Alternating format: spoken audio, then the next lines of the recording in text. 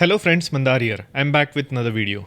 I'm doing a video after a long time because I was not feeling very well in the last 2 weeks and there was a lot going on in my workplace as well.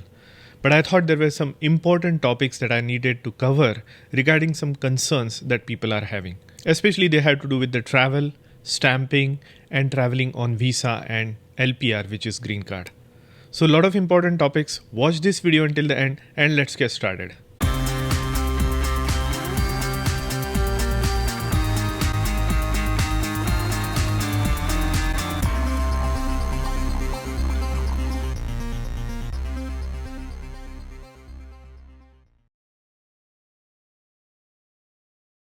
If you are here for the first time, welcome. My name is Mandar and I make immigration and lifestyle related videos for US and Canada.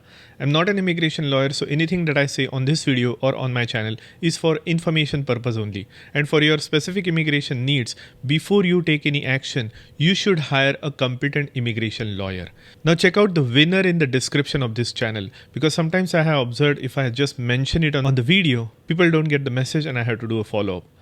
Also check out the affiliate links in the description, such as for Ultra Human Ring, which has been working incredible for me and it has been helping me stay active and stay fit. And if you have any questions and if you want to talk to me for a non-legal advice for what I would do if I were in your situation, I can do a 30 minutes discussion with you and you can find the scheduling link for Calendly in the description below. Now let's start with the first topic of today, which is LPRs, which is green cards do's and don'ts. Now I have covered this topic many times in my past videos, but it never hurts to do a reminder.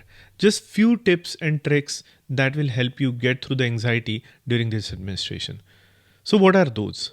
So as an LPR or as a green card holder, you have almost all the rights of the US citizens. There are very few things that you cannot do as an LPR or a green card holder that you may be able to do as a citizen or US citizen.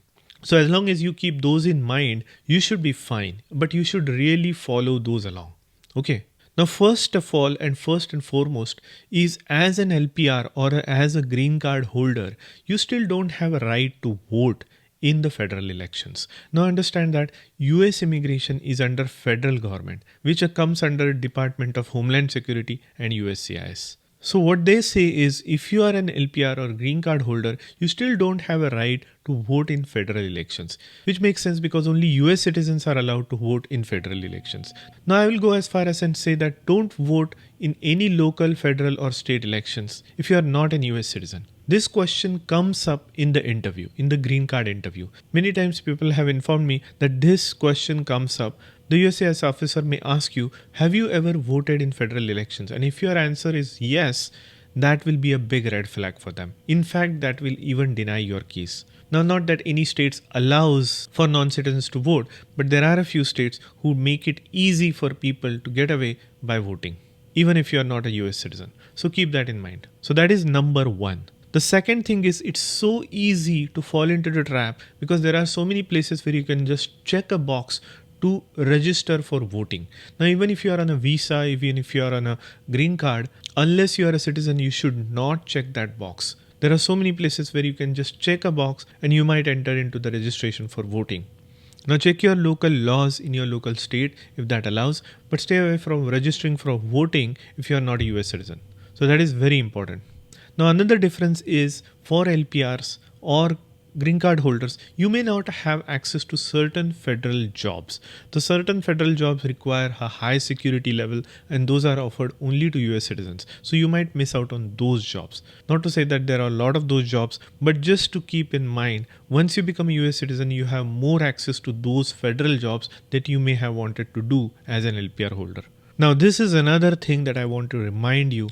Now another thing that I wanted to point out is if you are a green card holder, you may lose that right to stay in the United States under certain circumstances. Now this is very uncommon, but you might want to pay attention to this. And that brings me to the sponsor of today's video. Have you ever done the Google search of your own name? Look what I have found when I did mine. Here's what comes up. While some of this information is relevant, the other makes me uncomfortable that my information is exposed for a sale like this. Data brokers sell your information to scammers, spammers, or anybody else who may want to target you. Your full name, email address, home address, your relatives' names, health information, it's all out there. That's why I have been using Aura, sponsor of today's video. Aura shows me which data brokers are selling my information and automatically submits opt-out request for me. Cleaning up my information not only helps reduce the amount of spam I get, but it also protects me from hackers who could use this information to help them access my social media accounts, bank accounts, or other sensitive information. Aura does so much more to protect my information and my family's information from online threats I can't see. I get other features like antivirus, VPN, password management, parental controls, identity theft insurance, and more without having to download several different apps. It's really easy to set up, and best of all, I get everything for one affordable price. You may already have one or two of these tools, but not having Aura is like locking the front door but leaving your back door wide open. Aura is always on, doing the hard work of keeping me safe so I can focus on other tasks with peace of mind. I value my privacy and I value yours. You can go to my link which is on the screen and in the description and start your free 2 weeks trial. So protect your information, your family, and have a peace of mind. That's Aura. If you stay outside the United States for more than a year as a green card holder, then you might lose your green card. The government has given you a green card to stay in the United States, to work in the United States freely and forever. But if you don't fulfill that obligation, in the sense that you don't continue to live in the United States without letting the government know beforehand that you will be leaving, you might risk losing your green card. So what do I mean by that? Say for instance, you go for a job outside of the country and you stay for an extended period of time, say for 1 year or longer. While coming back, USCIS may question your intention of staying in the United States just by the fact that you haven't been living in the United States for more than a year. Now sometimes they may ask you to sign a form 407, which means volunteering to abandon your permanent residency. Now never sign that form by yourself. You can deny signing that form. You would be let in, and you might be put into removal proceedings, and judge may have to call an order for you to stay. But regardless of that, if you are planning to maintain your green card, make sure you don't stay outside the United States continuously for more than a year. I would even say if you are going out of US for more than 6 months, make sure you get an advance parole. You get a re-entry permit. That way the USCIS will issue you a 2-year valid authority to stay outside of the United States up to 2 years, and you will get a re-entry permit before you leave the United States. So follow that procedure if you are going to have an extended stay outside of the United States. Now another thing to remember is an LPR or a green card holder can still become inadmissible to the United States. So what do I mean by that? You are still not a US citizen. Once you become a US citizen, you have a right to stay in the United States regardless of, even if you are not living here, if you live outside the United States for extended period of time and so on. But as a green card holder, there are certain things that you need to remember. You are still not an US citizen. You still can be removed under certain conditions, in which if you have ties to some terrorist organizations, or if you have caused some fraud, or if you have been living outside of the United States for many months, if you have a felony charge or arrest or those sort of things, some serious crimes, you may be inadmissible. So such as driving under influence, domestic violence are some serious crimes that may make you inadmissible into United States. So next time you go outside and if you some of those things under your background, then you might want to think twice and not travel. Consider hiring a good immigration lawyer to represent you so that you can clear those things off, so that you are not under the threat of inadmissibility. Now recently there have been a lot of things going on in the universities and impacting students. Now many universities, including some people or students who talked to me, informed me that some students from their universities had their civis account disabled. Now who are those students? Those students who have done something outside of the norm of their visa, or those who have violated their visa conditions, such as if you are on an F1 visa, you only are allowed to work 20 hours on campus job, but some students go out and do some other jobs and they get trapped into this situation. Those are the ones. Or if you get involved into some political drama that you shouldn't have being on a visa. So those are the kind of things that will invite trouble if you are on a student visa. So stay out of that make sure that you focus on your studies and completing your degree while you are on F1 visa. Also, I would like to mention that the job situation in the United States right now is not so great. So I'm seeing a lot of students having to wait for 6 months, 8 months, or up to a year to get their first job, even on OPT. Now, if you're on OPT, you have a clock that you need to stop in order to continue to stay in the United States. That can be done by some voluntary jobs and so on. But it is not easy. Every day I talk to students who are still struggling to get their first job. Once you get your first job, it's easier to get your next couple of jobs, but the first job is very critical. So if somebody from India, your siblings, your cousins, your brothers and sisters are planning to come to the United States for studies, give them the reality of the situation. Tell them that even if you are able to complete your master's or PhD or whatever, the job market right now is not that great. It will improve in the next couple of years or months, who knows, but at this point of time, it is very hard to get a job after you complete your studies. So just be prepared for that. Just make them aware of this reality. So it's not all the rosy gardens. Once you get admission into the elite university in the United States, it still has its own struggles to continue to stay in the United States. So do that favor for your friends and family who are intending to come to the United States for studies. Now, secondary inspections are almost routine for people who are traveling on advance parole or who are coming back on advance parole. So some people get concerned and they call me and that say, I was stopped at the airport and they took me into the secondary inspection.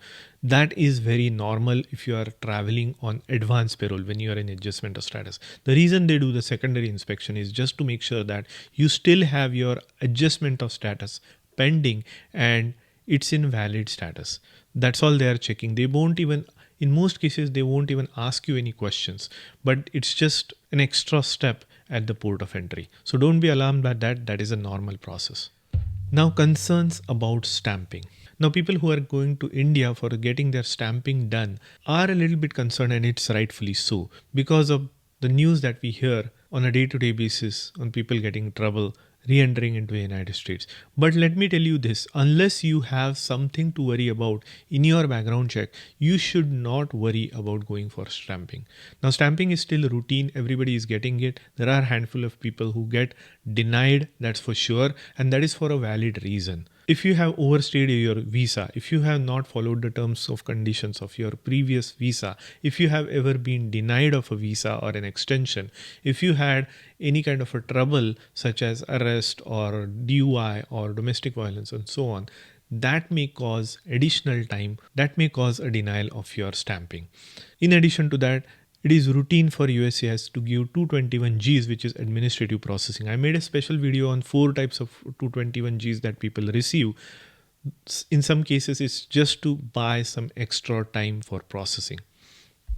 But don't be concerned about getting your visa stamp from India or from Canada or Mexico or for that matter, any third country that you are visiting. Just make sure that you have visa for that third country unless you are going to India, so that in case there is a delay in getting your passport back with a stamp, you can still stay in that country.